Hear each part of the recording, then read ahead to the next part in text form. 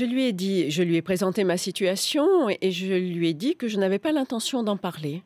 Oui. Et il m'a simplement répondu avec beaucoup, je dirais, d'humilité et de pudeur. C'est ton choix et je le respecte. Et j'ai été très sensible à ces propos effectivement de respect dans une situation qui n'était pas forcément au départ facile.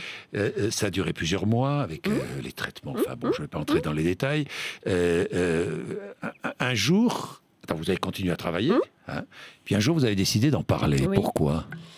D'abord parce que c'était une affaire qui était à mettre au passé et que je me suis rendu compte au travers de la fréquentation à l'hôpital d'autres patientes, d'autres malades, que le cancer véhiculait encore beaucoup d'angoisse, beaucoup d'idées mortifères et que la société qu'il fallait faire changer le regard de la société sur cette maladie. Vous avez par exemple des jeunes femmes, mais aussi des jeunes hommes qui sont touchés par d'autres types de cancers, qui vont être guéris et qui vont malheureusement et contre leur gré traîner l'étiquette de cancéreux toute leur vie.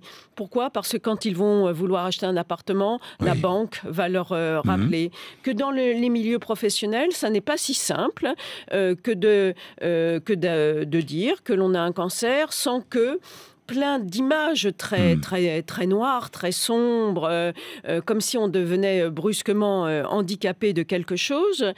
Donc, il y avait une nécessité, je pense, de dire très clairement que les cancers, ça se soigne, que l'on peut éventuellement, si on a une constitution pour cela et si on le souhaite, pouvoir continuer à travailler.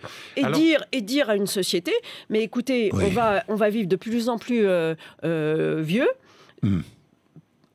Tous ne vont pas arriver sans être malades et pourtant il faut que l'on continue à vivre et à avoir un véritable avenir. Oui, là je comprends.